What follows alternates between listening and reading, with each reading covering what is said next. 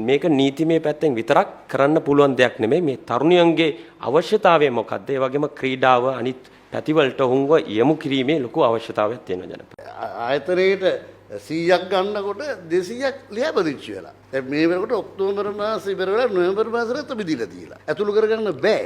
ඒකට රජය මැදිහත් වෙලා අපිට කරන්න පුළුවන් ගොඩක් දේවල් තියෙනවා පුද්ගලික ආයතන බලගෙන. මේ වගේ සාකච්ඡාවක් ඇති කියලා මම ආරාධනා කරනවා ඔබතුමාට කවුරු හරි විශේෂ කණ්ඩායමක් එවන්න බලන්න දවසක් ඉඳලා හැබැයි ප්‍රශ්නයත් එක්ක අපි මේ හොඳ තොරතුරු ටිකක් ගන්න පුළුවන්. මේ මත් ද්‍රව්‍ය හා ඒ හා බැඳුණු අපරාධ ජාලය ඉතාමත් විශාලයි. අපිට මේ මතු පිට පේනවට වඩා මේ ව්‍යසන විශාල ගැඹුරුයි.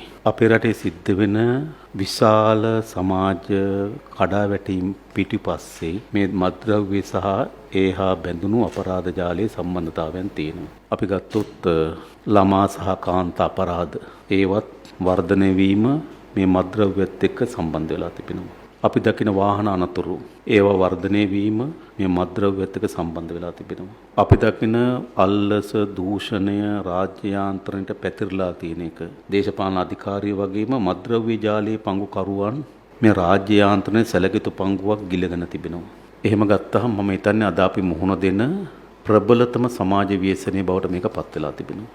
ඒක කිසිදු ભેදයක් නැතුව ගමද නගරයේද කියලා ભેදයක් නැහැ. සිංහල දෙමළ මුස්ලිම් බර්ග මැල්ලේ නේද? එහෙම ભેදයක් නැහැ. ප්‍රාදේශීය ભેද නැහැ. කිසිදු ભેදකින් තොර මේක සෑම ශාස්ත්‍රයකම විශාල ව්‍යසනයක් දක්වා පැතිරලා තියෙනවා. ඒක අපි සාමාන්‍ය රාජ්‍ය පවත්වාගෙන යන යාන්ත්‍රණයක් අඩපණ කිරීමට සමත් වෙන දක්වාම මේක වර්ධනය වෙලා තියෙනවා. අපි අද ගම්වල නගරවල ගිහිල්ලා සාමාන්‍ය පුරවැසියන්ගේ ජීවිත බැලුවොත් ඒ ජීවිත විශාල ප්‍රමාණයක් කඩා වැටෙන්න මේ මත්ද්‍රව්‍ය බලපාලා තියෙනවා. ආර්ථික පැත්තෙන් බැලුවොත් අපි සැලකිය යුතු වැය බරක් මේක දරනවා. ආර්ථිකයට ලබාගත යුතු විශාල ප්‍රතිලාභ ප්‍රමාණයක් අපට අහිමි වෙලා තිබෙනවා. ඒ නිසා මම හිතන්නේ අපි කාගෙත් වගකීම බවට පත් වෙනවා මේ ව්‍යසනය නතර කරන්න ඕන. ඒතකොට එකක් මේක පිටිපස සැලකිය යුතු ප්‍රමාණකින් දේශපාලන අධිකාරිය ආරක්ෂාව රැකවරණය ලබා දීලා තිබෙන මේක වර්ධනය වෙන එක හරි පැහැදිලි. ඒ වගේම සමහර ඉහළ රාජ්‍ය නිලධාරීන්ගේ සබඳතාවයන් ආරක්ෂණයක් මේවට තිබිලා තියෙනවා. මේක වර්ධනය වෙන්න. මම හිතනවා අපිට දේශපාලන අධිකාරිය ඉහළ රාජ්‍ය යාන්ත්‍රණ සැලකිය යුතු ප්‍රමාණයකින් මේකට එරෙහිව කටයුතු කරන්න සූදානම් වෙලා ඒක අවස්ථාවක්. අනෙක් අවස්ථාව තමයි අපි පොලිසිය සහ අපි බුද්ධ්‍යංශ ආරක්ෂක සේවාවන් විසින් සැලකිය යුතු ප්‍රමාණයකින් මේක අඩපණ කිරීම සඳහා වශයෙන් ප්‍රවේශය ආරම්භ තියෙනවා. අපි මේක දිගටම පවත්වාගෙන සමත් වුණොත් නැවත ඒගොල්ලෝ අලුත් යාන්ත්‍රණයක මේ ප්‍රවේශය අත්පත් කරගන්නවා. ඔබට තියෙන්නේ. ඒ නිසා මේක අත්තු ප්‍රවේශය අත්තරින් නැතුව දිගටම යන්න ඕන. අර පැතුරුණු බහුවිධ යාන්ත්‍රණයක් අපි මේකට කරොත් මේක වටන්න පුළුවන්.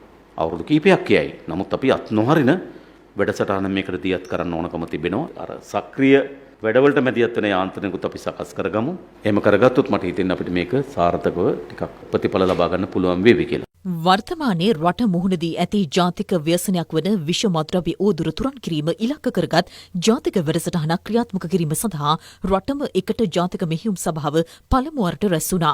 ඒ ජනාධිපති අනුර කුමාර දිසානායක මහතාගේ ප්‍රධානත්වයෙන් විෂ මද්‍රව්‍ය ඕදුර මුලිනුපුටා දැමීම සඳහා පසුගිය 13 වනදා රටම එකට ජාතික මෙහෙයුම් වැඩපිළිවෙළ සඳහා ජනාධිපතිවරයා ඉදිරිපත් කළ කැබිනට් පත්‍රිකාවට එකඟත්වය පළ වුණා. එම වැඩපිළිවෙළ ක්‍රියාත්මක කිරීම සඳහා ජාතික මෙහෙයුම් සභාවක් පිහිටවීමට යෝජනා කර තිබුණා. ඒ අනුව රැස් වූ ජාතික මෙහෙයුම් සභාව මද්‍රව්‍ය ජාලය පිටු දැකීම ඊට ඇබ්බැහි වූවන් පුනරුත්ථාපනය මද්‍රව්‍ය ඕදුර තුරන් කිරීම සඳහා ජන සහභාගීත්වය ලබා ගැනීම ජනතාව දැනුවත් කිරීම සඳහා බහුජන සංවිධාන සහභාගී කර ගැනීම මෙන්ම මාධ්‍ය මෙහෙයුමක ක්‍රියාත්මක කිරීම පිළිබඳවද සාකච්ඡා කෙරුණා. මද්‍රව්‍ය ඕදුර පිටු දැකීම සඳහා මහජනතාවගේ සහාය ලබා ගැනීමේ වැදගත්කමත් රටම ඒකරාශී කරගත් මෙවැනි පුළුල් වැඩපිළිවෙලක් ඇරඹීමේ වැදගත්කමත් මෙම අවස්ථාවට සහභාගී වූ ආගමික නායකින්ගේ ඇගීමට ලක් වුණා. මැති ඇමතිවරුන් ඇතුළු පිරිසක් මෙම අවස්ථාවට එක්ව සිටියා.